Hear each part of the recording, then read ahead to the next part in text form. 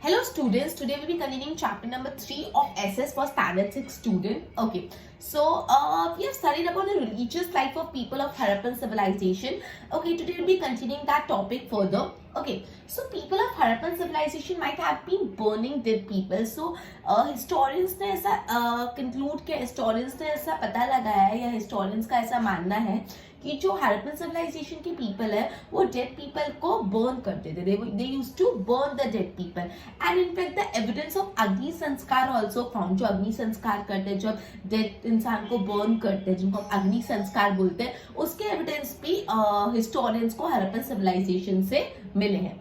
ऐसा भी माना जाता है कि डेड पीपल को they used to bury dead people along with some specific things. मतलब डेड पीपल को बरी करते थे, फिर उस डेड बॉडी के साथ यूटेंसिल्स रखते थे या गोट रखते थे या कुछ उनके बिलोंगिंग्स रखते थे. इससे हम ये पता लगा सकते हैं कि शायद से हरप्पन सिविलाइजेशन के पीपल ऐसा मानते थे that there is life after death. Clear? तो बेसिकली यहाँ पे यही बोला है कि जो पीपल ऑफ हरप्पन सिविलाइजेशन है, they used to burn the dead people. जो भी डेड पीपल उनको दे यूज्ड टू बर्न. और इनफैक्ट हरप्पन सिविलाइजेशन से अग्नि संस्कार के एविडेंस भी मिले हैं. ठीक है, even they used to bury the dead people. Dead people को लोग दफनाते थे, बरी करते थे और साथ में कुछ चीज भी डेड बॉडी के साथ रखते थे, जैसे यूटेंसिल्स हो गए, कुछ एनिमल्स हो गए, कुछ ऑर्नामेंट्स हो गए. ये सब इन सब से ये सजेस्ट होता है कि शायद से हरप्पन सिविलाइजेशन के पीपल ऐसा बिलीव करते थे, उनकी ऐसी इमेजिनेशन थी that there is life after death. Right now next topic is scripts and languages. Now Harappan civilization से आपको कॉइन मिलेंगे, सील्स मिलेंगे, कॉपर प्लेट्स मिलेंगे. इन सब के रिमेन्स आपको हरप्पन सिविलाइजेशन से मिलते हैं. किन किन चीजों के रिमेन्स? कुछ कॉइन्स मिलते हैं, सील्स मिलते हैं, कॉपर के प्लेट्स मिलते हैं. और ये सारे जो कॉइन्स है, जो सील्स है, जो कॉपर प्लेट है, उस पे कुछ टेक्स्ट इंस्क्राइब किया हुआ है, कुछ लिखा हुआ है, कुछ टेक्स्ट इंस्क्राइब किया हुआ है. और ये जो चीज लिखी हुई है ना, वो सिंपल लैंग्वेज में नहीं लिखी हुई कि जो हम समझ पाए. ये कुछ अनसॉल्व मिस्टिकल लैंग्वेज में लिखी हुई है. ये ऐसी लैंग्वेज में लिखी हुई है जो बहुत मिस्टिकल है, जो समझना मुश्किल है. अंदर क्या लिखा हुआ है कुछ समझ नहीं पड़ता. कुछ मिस्टिकल, कुछ कोडिंग लैंग्वेज में लिखा गया है. शॉर्ट शॉर्ट वर्ड्स है, मात्रास है, और ये वर्ड्स को फिर ज्वाइन किया हुआ है. ऐसे करके in copper plates, in coins, in inscription पे कुछ लिखा गया है. हिस्टोरियंस बहुत ट्राई कर रहे हैं ये चीज को डिसाइफर करने की, बट वो अनसक्सेसफुल है. डिसाइफर मतलब ये जो चीज लिखी हुई है उसको समझने की, बट अभी तक वो अनसक्सेसफुल है इसको समझने में. ठीक है, तो क्या लिखा है? स्क्रिप्ट्स एंड लैंग्वेज में बोला है कि हरप्पन सिविलाइजेशन के रिमेन्स है, कॉपर के प्लेट्स, सील्स, कॉइन, ये सब पाएंगे. और इन सब पे कुछ लिखावट है, कुछ राइटिंग इंस्क्राइब की हुई है. और ये जो चीज लिखी हुई है ये नॉर्मल लैंग्वेज में नहीं लिखी हुई जो हम समझ पाए, कुछ अनसॉल्व मिस्टिकल लैंग्वेज में लिखी हुई है, जो कुछ कोडिंग लैंग्वेज है जो समझना बहुत मुश्किल है. शॉर्ट शॉर्ट वर्ड्स है, कुछ मात्रास है, फिर शॉर्ट शॉर्ट वर्ड्स को ज्वाइन किया गया है. इस चीज को समझना मुश्किल, और हिस्टोरियंस बहुत ट्राई कर रहे हैं इस चीज को डिसाइफर करने की, मतलब जो अंदर लिखा हुआ है वो समझने की, बट हिस्टोरियंस अभी सक्सेसफुल इस चीज में नहीं हुए. ठीक है, now places of Harappan civilisation in Gujarat. Gujarat में पर्टिकुलरली हरप्पन सिविलाइजेशन की कौन सी जगह है, मतलब कौन सी जगह हरप्पन सिविलाइजेशन था? तो Rangpur and Lothal in Ahmedabad district. Ahmedabad district में रंगपुर रीजन, लोथल रीजन, ये अहमदाबाद में जो है वो हरप्पन सिविलाइजेशन की साइड से. रोजरी इन राजकोट, देसलपुर इन कच्छ, धोलावीरा, सुरहोता, लखनाबाद इन जामनगर, अमरा, भागा तालाब, ये जो है वो बैंक ऑफ रिवर कीम में है, भरूच में. तो ये सारी जो जगह है वो प्लेसेस ऑफ हरप्पन सिविलाइजेशन है गुजरात में. तो ये आपको पूछ सकते हैं 2 मार्क में, what are the places of the Harappan civilisation in Gujarat. तो आप क्या लिखोगे? Rangpur and Lothal in Ahmedabad district. Ahmedabad district में कौन से दो है? रंगपुर और लोथल. आपको 1 मार्क में भी पूछ सकते हैं कि dash and dash are the give the places of Harappan civilisation in Ahmedabad. Particularly Ahmedabad district में पूछे तो लोथल और रंगपुर. ठीक है, राजकोट डिस्ट्रिक्ट में स्पेसिफिकली पूछे तो रोजरी, एंड कच्छ डिस्ट्रिक्ट में पूछे तो देसलपुर. जामनगर में 3 है, धोलावीरा, सुरखोट एंड लखादाबाद. ठीक है, और भरूच में कीम रिवर के नजदीक on the bank of river Kim, Amra and Bhaga तालाब. क्लियर? तो ये सारी प्लेसेस है of Harappan civilisation in Gujarat. अब अपन पढ़ेंगे ये हरप्पन सिविलाइजेशन पूरा खत्म कैसे हुआ. तो हिस्टोरियंस ऐसा मानते हैं कि हड़प्पन सिविलाइजेशन का एंड कोई अर्थक्वेक के कारण हुआ होगा, कोई फ्लड के कारण हुआ होगा, कोई एपिडेमिक के कारण हुआ होगा, या तो कोई बाहरी इन्वेजन हुआ होगा, कोई और ने अटैक कर लिया होगा, कोई दूसरे लोगों ने उनके एरिया को इन्वेड कर लिया होगा, कुछ एक्सटर्नल इन्वेजन हुआ होगा। पर एक्चुअली टिल डेट इतना कंफर्मिटी से नहीं पता चला कि हड़प्पन सिविलाइजेशन का एंड कैसे हुआ। बट यस, हिस्टोरियंस ऐसा बिलीव करते हैं कि हड़प्पन सिविलाइजेशन का एंड कुछ अर्थक्वेक से, कुछ फ्लड से, कुछ एपिडेमिक से, कुछ एक्सटर्नल इन्वेजन से हुआ होगा। ठीक है, तो बेसिकली अपन ने क्या पढ़ा, अपन ने पढ़ा कि that people of the Harappan civilization, they used to burn the dead people, right? And in fact, in Harappan civilization, there we can found the evidence of the Agni Sanskar also. Evidence of Agni Sanskar also found. It is also believed that they used to bury the dead people, and along with that, they used to also bury some of their belongings like animal, their ornaments, utensils, and this suggests that they believe that there was life after death. Right now, the next topic that we have studied is scripts and languages. So we can find coins, we can find seal, we can find copper plates from the remains of the Harappan civilization, and in the seal, copper plates, and coins, some text has been inscribed, and this text is written in unsolved mystical language. There's some small words, their matras and all these are joined together, and historians are trying really hard to decipher this unsolved mystical language, but they are not really successful to decipher it, to solve it, to know the meaning of what is written over this plates or this coins, right?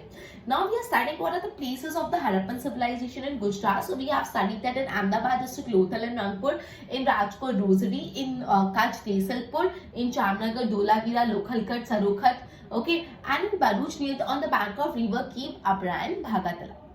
Now we are studying how did the Harappan civilization end? How was the end of the Harappan civilization? So it is believed that the Harappan civilization might have ended because of because of earthquake, because of flood, or any epidemic, or because of the external invasion. But actually, the true reason of the end of this Harappan civilization is not quite known, right?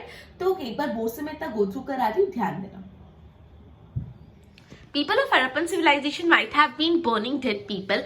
Evidence of Agni Sanskara found in many places. Buried dead people and also some things with dead body. This suggests their imagination about life after death, right? Now, scripts and languages, coins, seals, and copper plates are found as the remains of Harappan civilization, over which some text is transcribed, written in some unsolved mystical language. These are short words with matras which are joined together, and historians are still unsuccessful in deciphering this, right? Now, places of Harappan civilization in Gujarat. So, Rangpur and Lothal in Ahmedabad district, Rosary in Rajkot, Desalpur in Kutch, Dholavira in Surkhota, and Lakhadabad in Jamnagar, Amra and Bhagatala on the bank of river Keem near Bharuch. Okay. Now, how end of the Harappan civilization? Historians believe that Harappan civilization end because of earthquake, flood, or external invasion. Right? Go through karo itna.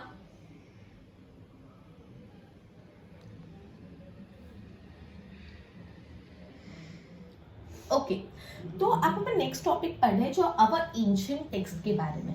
So Rigveda and study, पूरा ऋग्वेदा और उसके बारे में यहाँ पे समझाया गया.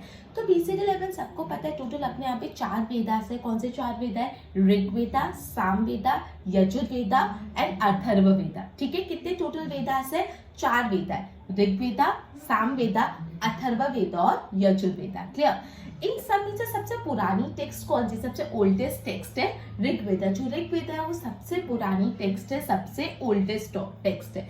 इसके अंदर कितने हिम्स है? 1028 हिम्स है, जिसको हम सुक्तास बोलते हैं. ये जो हिम्स है इसको हम सुक्तास बोलते हैं. ठीक है, ये ऋग्वेदा को माना जाता है जैसे रिपोजिटरी ऑफ एंशिएंट नॉलेज. जो पुराने जमाने की नॉलेज है, जो पुराना खजाना है, पुरानी नॉलेज की खान है अपनी, उसका रिपोजिटरी है, उसका कलेक्शन है. ऋग्वेदा कौन सी लैंग्वेज में लिखी गई है? ऋग्वेदा ओल्ड संस्कृत लैंग्वेज में लिखी गई है या तो वैदिक संस्कृत लैंग्वेज में लिखी गई है. कौन सी? ओल्ड संस्कृत लैंग्वेज या तो वैदिक संस्कृत लैंग्वेज. ऋग्वेदा की मदद से we get information about political, social, economic and religious life of Aryans. Aryan की political life, social life, religious life, economic life के बारे में अपन को पता चलता है with the help of Rigveda. Clear? तो क्या करा अपन अपनी एंशिएंट टेक्स्ट के बारे में पढ़ रहे हैं। टोटल 4 वेदा है। कौन से 4 वेदा है? ऋग्वेदा, सामवेदा, अथर्ववेदा, यजुर्वेदा। इन सब में से सबसे जो एंशिएंट टेक्स्ट है वो कौन सा है? ऋग्वेदा। ऋग्वेदा में टोटल 1028 हिम्स है जो कलेक्टिवली क्या बोले जाते हैं? कलेक्टिवली उनको सूक्तास बोला जाता है। और ये जो ऋग्वेदा है अपनी एंशिएंट नॉलेज का रिपोजिटरी है, अपनी एंशिएंट नॉलेज का कलेक्शन है। ये जो ऋग्वेद है कौन सी लैंग्वेज में लिखा गया? ओल्ड संस्कृत लैंग्वेज में या तो वैदिक संस्कृत लैंग्वेज में लिखा गया। ठीक है, ऋग्वेदा की मदद से आपको आर्यन पीपल की political, social, economic, religious life के बारे में पता चलता है। कुछ कुछ ऋग्वेदा की हिम्स है जो डायलॉग फॉर्म में भी है। ठीक है, डायलॉग होता है, डायलॉग राइटिंग फॉर्म में भी है। ठीक है, डायलॉग्स फॉर्म में। Reference of life of common man in Rigveda. Rigveda में जो कॉमन मैन है वो कैसे जिंदगी जीते थे उसके बारे में भी कुछ रेफरेंस दिया गया है। ओके, अब 3 पॉलिटिकल इंस्टीट्यूशन होते थे, गाना, सभा और समिति। कितने पॉलिटिकल इंस्टीट्यूशंस होते थे? 3 पॉलिटिकल इंस्टीट्यूशन, गना, सभा और समिति। ठीक है, सभा is smaller institution as compare to समिति। समिति के कंपैरिजन में सभा एक छोटा स्मॉलर इंस्टीट्यूशन, मतलब it was considered as a smaller institution. ठीक है, head of the state set in it and discuss the important issue of state. जो सभा होते थे उसमें जो भी स्टेट का हेड होता था वो बैठते थे और जो भी स्टेट के मैटर्स होते थे वो डिस्कस करते थे और जो भी जस्टिस देने का काम होता था वो होता था। समिति क्या होता है? It is an elaborated body जो एक्चुअली किंग को इलेक्ट करते थे। समिति इलेबोरेटेड बहुत सारे लोगों की बॉडी थी जो किंग को इलेक्ट करते थे और बेसिकली किंग को असिस्ट करने के लिए आर्मी होते थे, प्रिस्ट होते थे, आर्मी के चीफ होते थे, प्रिस्ट होते थे जो किंग को मदद करते थे, किंग को असिस्ट करते थे। किंग का एक काम होता था गवेषणा। गवेषणा मतलब होता है वॉर करना। ठीक है, किंग का एक काम होता था गवेषणा जिसका मतलब होता है वॉर करना। ठीक है, ऋग्वेदा में एक बैटल के बारे में बताया गया जिसमें 10 किंग एक साथ लड़ रहे थे on the bank of river Ravi. Rigveda में एक बैटल के बारे में अपन को बताया गया जहाँ पे रवि रिवर के बैंक पे 10 किंग्स का एक साथ युद्ध हो रहा था, एक साथ बैटल हो रहा था। ऋग्वेदा से अपन को आर्यन की सोशल लाइफ के बारे में भी पता चलता है। फैमिली कैसी होती थी उस टाइम पे? Patriarchal form of family system चलता था। पेट्रियार्चल मतलब father side, father oriented. Matriarchal मतलब मदर ओरिएंटेड, मदर साइड। तो तब patriarchal obviously father oriented, patriarchal oriented family system चलता था, जॉइंट फैमिली सिस्टम प्रेवलेंट था। एंड उस टाइम पे society was not divided into classes and caste. जो society थी उसको कास्ट में बांटा नहीं जाता था, सब इक्वल माने जाते थे। क्लियर? तो बेसिकली अपन ने क्या पढ़ा? अपन ने ये पढ़ा कि जस्ट अ मिनट, हाँ, ऋग्वेदा में कुछ कुछ ऐसे यिन्स थे जो डायलॉग फॉर्म में थे। ऋग्वेदा में आपको कुछ कुछ कॉमन जो कॉमन लोग थे उनकी लाइफ के बारे में भी रेफरेंस मिलेगा। 3 पॉलिटिकल इंस्टीट्यूशन थे। कौन से 3 पॉलिटिकल इंस्टीट्यूशन थे? गना, सभा और समिति। जो सभा है वो समिति से स्मॉलर इंस्टीट्यूशन था। सभा में जो स्टेट का हेड है वो बैठते थे और स्टेट के जो भी मैटर्स है वो डिस्कस किए जाते थे और जस्टिस दिया जाता था।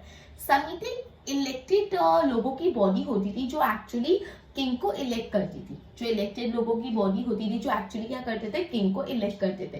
किंग को असिस्ट करने के आर्मी चीफ होते थे, प्रिस्ट होते थे।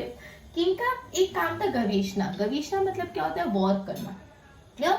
ऋग्वेदा में एक बैटल के बारे में बताया गया जहाँ पे 10 किंग एक साथ बैटल लड़ रहे थे on the bank of river Ravi. ठीक है, ऋग्वेदा से आपको आर्यंस की सोशल लाइफ के बारे में भी पता चलता है। फैमिली सिस्टम कैसा होता था? पेट्रियार्चल फॉर्म ऑफ फैमिली सिस्टम था, जॉइंट फैमिली सिस्टम प्रेवलेंट था। सोसाइटी को क्लासेस और कास्ट में नहीं बांटा गया था एंड ऑल वो कंसिडर्ड एज इक्वल, सबको इक्वल माना जाता था। ठीक है, so we are studying about our ancient texts. There are total 4 Veda, that is Rig Veda, Sam Veda, Atharva Veda and Yajur Veda, among which Rig Veda is one of the oldest texts and there are total 128 hymns in it and which collectively are known as suktas, right? And it is considered this Rig Veda, it is repository of ancient Indian knowledge, right? Now, Rig Veda is written in old Sanskrit language or the Vedic Sanskrit language, and with the help of Rig Veda, we get to know about the social, political, religious, and economic life of Aryans, right? Okay, some of the hymns in Rig Veda they are in the dialogue form, and even reference about the life of common people are also mentioned in Rig Veda. There are 3 political institutions, Sabha, Samiti, and Gana, among which Sabha is considered as a smaller institution compared to Samiti. In Sabha, the head of the state said and discuss the matters related to the state and then give justice. Okay, Samiti, it is considered as an elaborated body which appoints the king, and then an army chief was appointed, a priest was appointed, which assists the king. Okay, one of the work that king did was Gavishna. Gavishna means to war. In Rigveda, a battle has been described in which 10 kings were fighting a battle on the bank of river Ravi, right? Okay. At that time, patriarchal form of the family was prevalent, joint family system was prevalent, and society was not divided into caste and classes, and all were considered as equal. Clear? Okay, तो इतना एक बार board से मैं go through करवाती हूँ, फिर अपन आगे करते हैं. Our ancient text, Rigveda is studied. 4 Vedas are there: Rigveda, Samveda, Atharva, and Yajurveda. Rigveda is the oldest text. 1028 dreams are there, which are collectively called suktas. Rigveda is considered as a repository of ancient knowledge. It is written in old Sanskrit or the Vedic Sanskrit language. आपको पूछ सकते हैं which language Rigveda is written. So it is written in the old Sanskrit या तो Vedic Sanskrit language. With the help of Rigveda, we get information about political, economic, social, and religious life of Ireland. Some hymns of Rigveda are in the dialogue form. Reference of the life of the common man in Rigveda. Political institutions were Gana, Sabha, Samiti. Sabha was a smaller institution as compared to Samiti. Head of the state sat in it and discuss important issues of state and give justice. Okay, Samiti mein it was an elaborated body, elected king, army chief and priest were appointed to assist the king, and one of the work was king was Gavishna. Gavishna means to war. In Rigveda, battle between 10 kings is described, which is on the bank of river Ravi. Rigveda tells it about the social life of Aryans, and then family system was patriarchal. Joint family system was prevalent. Society was not divided into caste and classes, and all were considered as equal. Right? Go through करो एक बार. Okay, so अपन ये पढ़ा कि all were considered as equal. Society को caste system में classes में नहीं distribute किया गया था. There was no discrimination between high and low society, high society, low society, ऐसा कोई डिस्क्रिमिनेशन नहीं था. Womens have high status in society. Society में वुमेन्स का भी इक्वल इंपॉर्टेंस है. Even they have a very high status. At that time feminism was also there. Womens were considered as a co-workers, मतलब वो mains को equally मदद करते थे काम में. एंड इवन वुमेन्स का बहुत ज्यादा इंपॉर्टेंस था इन द यज्ञ. यज्ञ में वुमेन का प्रेजेंस बहुत जरूरी माना जाता था. वुमेन्स पढ़ाई भी कर सकते थे, कुड ऑल्सो स्टडी. फिर अपाला, लोपामुद्रा, घोसला, इन्होंने ऋग्वेदा के जो ऋचास थे वो कंपोज किए थे. Right? Okay, girls got married when they became adult, मतलब चाइल्ड मैरिजेस का सिस्टम प्रेवलेंट नहीं था. गर्ल्स जब अडल्ट हो जाते थे तब उनको मैरी करवाया जाता था. ओके, सो बेसिकली अपन ने ये पढ़ा कि ऋग्वेदा के टाइम पे मतलब ये जो सोसाइटी थी वो बिल्कुल भी कास्ट और क्लासेस में डिवाइड नहीं थी. सबको इक्वल माना जाता था. कोई भी अमीर, गरीब, हाई क्लास, लो क्लास ऐसा नहीं कंसिडर किया जाता था. वुमेन्स का बहुत हाई स्टेटस होता था सोसाइटी में. फेमिनिज्म प्रेवलेंट था. वुमेन्स को को-वर्कर्स माना जाता था मेन का. एंड इनफैक्ट वुमेन्स का जो इंपॉर्टेंस था यज्ञ में भी बहुत ज्यादा था. यज्ञ में वुमेन का प्रेजेंस बहुत जरूरी होता था. ठीक है, वुमेन्स चाहते थे तो वो पढ़ भी सकते थे. They could study also. Apala, Lopamudra, घोसला जो रिचास ऑफ ऋग्वेदा के बारे में है. गर्ल्स दे गॉट मैरिड जब वो अडल्ट हो जाते थे, मतलब चाइल्ड मैरिजेस नहीं होते थे. ठीक है, अब तब के टाइम पे लोग नेचर को वर्शिप करते थे. इंद्रा, वरुण, अग्नि, सूर्य, जो नेचर के एलिमेंट्स है उनको वर्शिप किया जाता था. ठीक है, नेचर वर्शिप करते थे. नेचर लवर्स थे, नेचर को वर्शिप करते थे. इंद्रा, वरुण, अग्नि, सूर्य. ठीक है, उषा जो क्या कंसिडर किया जाता है गॉडेस ऑफ मॉर्निंग. मॉर्निंग को हम लोग क्या बोलते हैं? Usha, goddess of morning. जो सुबह की गॉडेस होते हैं उनको क्या बोलते हैं? उषा. और Aditi goddesses of evening. Evening की गॉडेस को क्या बोलते हैं? आदिति. उषा किसको बोलते हैं? Goddesses of morning. और आदिति किसको बोलते हैं? Goddesses of evening. Right? Okay, तो बेसिकली अलग अलग एनिमल्स के बारे में भी बहुत सारा डिस्कस किया है. काउ, हॉर्स, बुल्स, इन सब के बारे में बहुत ज्यादा ऋग्वेदा में डिस्कस किया है. और इन सब में से जो सबसे ज्यादा डिस्कस किया गया ऋग्वेदा में जिस एनिमल के बारे में वो हॉर्स है. मतलब इससे हम ये पता लगा सकते हैं वहाँ पे पेस्टोरलिज्म प्रैक्टिस होता था, पेस्टोरलिज्म चलता था. क्लियर? तो यहाँ पे बोला अलग अलग एनिमल्स के बारे में बहुत ज्यादा ऋग्वेदा में डिस्कस किया, जैसे काउ, हॉर्सेस, बुल्स. ठीक है, उसमें भी जो हॉर्स है उसके बारे में बहुत ज्यादा मेंशन है. इससे पता चलता है वहाँ पे पेस्टोरलिज्म कल्चर चलता था. इवन ट्राइबल पीपल एनिमल्स के लिए लड़ाई भी करते थे. It was common among the tribal people कि वो एनिमल्स के लिए लड़ते थे. ठीक है, प्रॉपर्टी किसके पास कितनी प्रॉपर्टी है वो डिसाइड होता था on the basis of kettles. जिसके पास ज्यादा नंबर ऑफ कैटल्स मतलब उसके पास ज्यादा प्रॉपर्टी, और जिसके पास कम नंबर ऑफ कैटल्स मतलब उसके पास कम प्रॉपर्टी. तो प्रॉपर्टी भी डिसाइड होती थी on the basis of number of cattle. Animal husbandry collective activity होती थी, और उस टाइम पे एग्रीकल्चर को सेकेंडरी माना जाता था. एनिमल हस्बेंड्री प्रैक्टिस होती थी और एग्रीकल्चर को क्या माना जाता था, सेकेंडरी. ठीक है, तो बोला है कि कोई डिस्क्रिमिनेशन नहीं था, वुमेन्स का भी इक्वल स्टेटस था, फेमिनिज्म था, वुमेन्स को को वर्कर्स माना जाता था, इनको एजुकेट किया जाता था. अडल्ट होने के बाद ही उनकी शादी होती थी. नेचर लवर्स थे, उषा और Aditi. Usha that is goddesses of morning, Aditi goddesses of evening. अलग अलग एनिमल का मेंशन, उसमें से हॉर्स का सबसे ज्यादा मेंशन. ट्राइबल पीपल एनिमल्स के लिए लड़ते थे. ओके, प्रॉपर्टी डिसाइड होती थी on the base of number of the kettles own करते हैं. एनिमल हस्बेंड्री कलेक्टिव एक्टिविटी थी, और उसके बाद एग्रीकल्चर प्रैक्टिस किया जाता था. Agriculture secondary activity. ठीक है, so अभी बोले that there was no discrimination among high and low class society. Women have very high status in the society. Feminism was prevalent at that point of the time. Women, they were considered as co-workers of men, and even the presence of the women in yagna was considered as essential. Women can also study. Okay, then Apala, Lopamudras and Ghosla composed a rich chants of Rig Veda. Girls, they were allowed to marry when they became adults. Okay, people during that period also worship nature like Indra, Surya, Agni, Varun, right? Okay, so Usha is considered as a goddesses of morning, Aditi is considered as a goddesses of evening. Now there were mention about different animals in Rig Veda, that is cow, horses, bulls, and among them horse. The mention of horse is high in Rig Veda. It suggests that at that time pastoralism was prevalent. Tribal people used to fight among themselves for cattle, and at that point of the time, property of the person was decided on the basis of the number of the cattle he or she owns, right? Okay, animal husbandry was a collective activity, and at that point of the time, during the early times of Rig Veda, agriculture was considered as a secondary profession. Yeah. Okay, so this was entire about Rig Veda. This was entire about our ancient Indian text. एक बार board से इतना go through करा दूँ, ध्यान दो. Okay, there was no discrimination of high and low class society. Women have high status in society. Feminism was there. Women were considered as a co-worker, and their presence in yagna was considered essential. Women could study also. Apala, Lopamudra, Ghoslas, Richas of Rig Veda. Girls get married when they are adult. They were adult worshippers of nature. Indra, Varun, Agni, Surya. Usha is considered as goddess of morning, and Aditi is considered as goddess of evening, right? Okay. Cow, horses, bulls were discussed in many places of Rig Veda. Horses were mentioned in the more in that time. Horses का mention ज़्यादा था, इससे पता चलता there was pastoralism. Tribal used to fight among themselves for animal. It was quite common that tribal used to fight among themselves for animal. Property was decided on the basis of the number of the cattle's owned, right? Animal husbandry was collective activity, and agriculture was considered as secondary activity at that point of the time in the early time of Rig Veda, right? Okay, so एक बार इसको go through करो. Okay, तो पूरा chapter number 3 of assess अपना यहाँ पे complete होता है. नेक्स्ट लेक्चर में नेक्स्ट चैप्टर स्टार्ट करेंगे. Till then good bye.